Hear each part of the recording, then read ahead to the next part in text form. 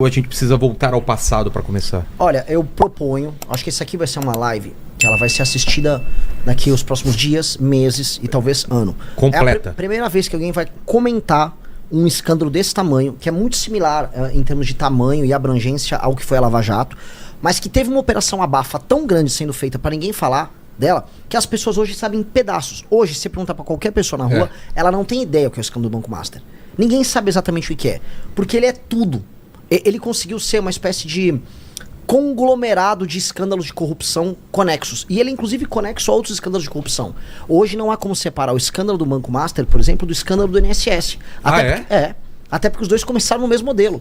Ele envolve governo Lula, ele envolve PT, ele envolve bolsonarismo, ele envolve gente que tá no governo de São Paulo, tem que começar a ser cuidadoso aqui, envolve ex-presidente do Banco Central, envolve presidente do Banco Central, envolve mercado financeiro praticamente inteiro no Brasil, envolve praticamente todos os bancos, envolve governadores no plural, envolve prefeitos, juízes, ministros do STF, ministros do STJ. Portanto, do ponto de vista político, o maior escândalo de corrupção da história do Brasil. Eu acho que isso é desde a Lava Jato. Não, da história. Maior que a Lava Jato. Desde a chegada dos Portuga aqui. Esse aqui, parabéns os envolvidos. Eles... E não é à toa, né? A vida tem dessas coincidências. O pedido de registro do Banco Master, ele ocorreu um dia depois do fim da Lava Jato.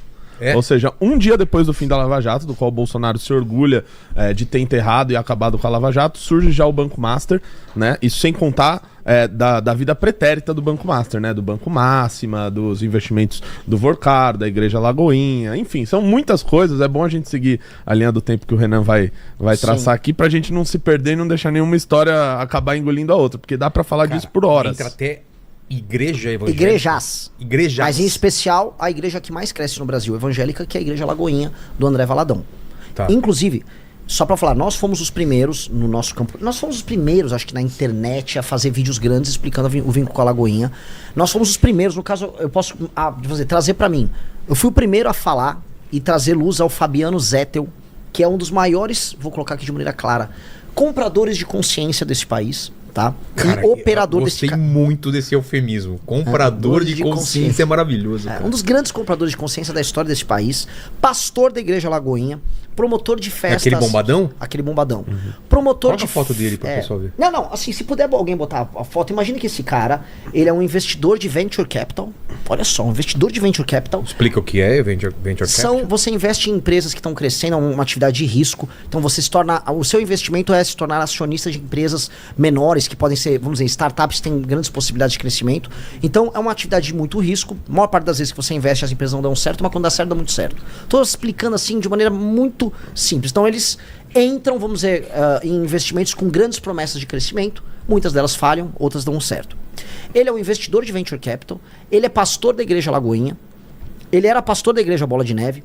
Ele é um advogado responsável por recuperações judiciais colossais. Participou de atividades jurídicas ligadas à Gafisa, Ambipar e muitas outras, tá?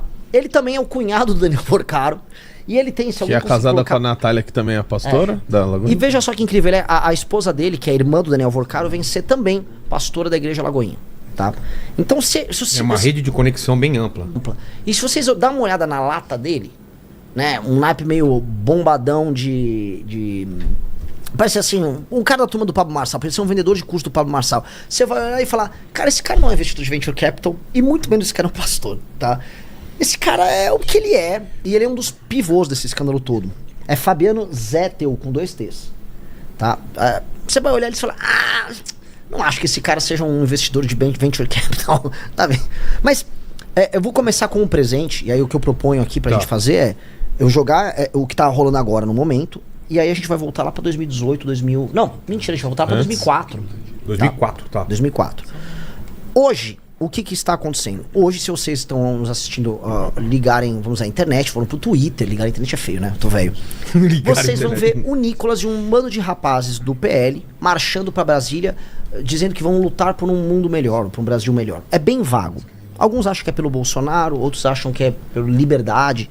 Na prática, o Nicolas saiu andando lá da fronteira de Minas com Brasília, foi lá os puxa-sacos dele e estão gravando o vídeo. Dentre os caras que estão presentes com ele, tem um rapaz chamado Cardoso pelo Mundo. É um criador de conteúdo. Não, esse é que ele tá dando RT, que tá desculpa, vídeo sobre isso. dentre as pessoas que estão divulgando, tem um rapaz chamado Cardoso Pelo Mundo. O Cardoso Pelo Mundo, assim como é que é o nome dele? Renault? Marcelo Renault. Marcelo Renault. São produtores de conteúdo que foram arrolados naquela lista de produtores de conteúdo que foram supostamente comprados pelo Banco Master para defender o Banco Master. Supostamente. Supostamente. Assim, eu posso dizer que supostamente o Cardoso gravou vídeos, né? Houve os vídeos de ataque ao Banco Central e defesa do Banco Master, tá? É esse cara aí, o bombadão lá do... Esse é o Fabiano Zeta. Tá. Esse cara é um empresário de venture capital, advogado que faz grandes... É o maior advogado de recuperações judiciais do Brasil, pelas supostas... vamos colocar aqui... Pelos supostos honorários gigantescos que ele recebia. E... pastor evangélico. Assim, o cara é um multitude. E sem medo de dizer, ele é um dos maiores criminosos do Brasil. Ele foi preso recentemente, né? Como tudo no Brasil, ele foi solto logo no dia seguinte. Mas esse cara, junto com o cunhado dele, Daniel Vorcaro, fizeram esse esquema que é um dos mais bizarros já vistos. Essa galera que tá indo pra lá pra Brasília e tal, né? Tô pegando isso porque me soa, tá?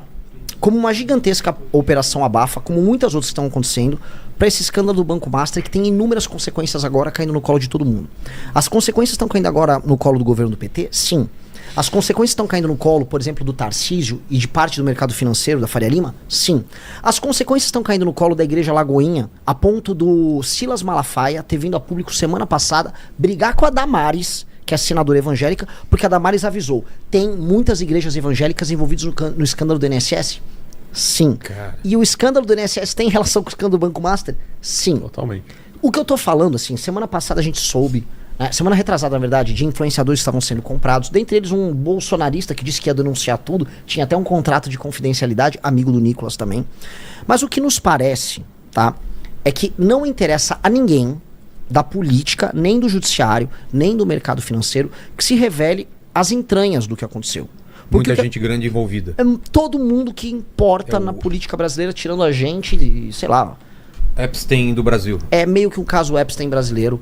E todo mundo quer fazer sua parte pra esse escândalo desaparecer. Se tem uma coisa assim que toparia sentar numa mesa, ministros do STF, bolsonaristas, petistas, todo mundo falar, vamos pegar aquele aparelho de apagar a memória de todo mundo lá do MIB, todo mundo topava. Seria isso. Porque é o escândalo não só de corrupção, mas o escândalo político. Estamos falando de quanto? Tá, estamos falando passa de centena de bilhão. Porque só o que o mais de 100 milhões? 100 milhões. Mais de 100 bilhões. Para começar, tem o rombo que o Banco Master deixou, que o Banco Central queria que o Vorcaro desse um jeito, que era 12 bilhões. Fora isso, tem todos os fundos de pensão que colocaram dinheiro dos aposentados no Banco Master e nos fundos de investimento ligados a ele. Enfim, se a gente for contabilizar um por um, com certeza passa de centenas de bilhão. Sim. A imprensa já está falando em 40 bilhões, 50 bilhões, mas foi só a FGC. Foi só a FGC, exatamente. 41 foi só a FGC. Só que a FGC só pega cotas até 250 mil reais de pessoas que foram lesadas pelo banco. O que é o FGC? O FGC é o Fundo Garantidor de Crédito. Para caso aconteça algo do banco quebrar, etc e tal, as pessoas que têm o dinheiro investido nele, elas recebem até 250 mil reais. Ou seja, a gente que investiu mais do que isso, perdeu o dinheiro. Mas até 250 mil dá para falar. E a gente tá falando de, acho que 12 milhões de clientes lesados aí por isso, né? Desde aposentados, pessoas que tinham algum dinheiro em algum fundo ligados a eles. E a gente já tá falando de 600 mil pessoas que estão pedindo o dinheiro delas pelo Fundo Garantidor de Crédito. Então, é muito dinheiro envolvido. A gente tá falando só no BRB, o Banco de Brasília, a gente tá falando de 12,8 bi que foram, vamos dizer, comprados em títulos do Banco Master por conta de uma operação política. Tá? Eu tô jogando as informações aqui, mas a gente vai repassar elas todas.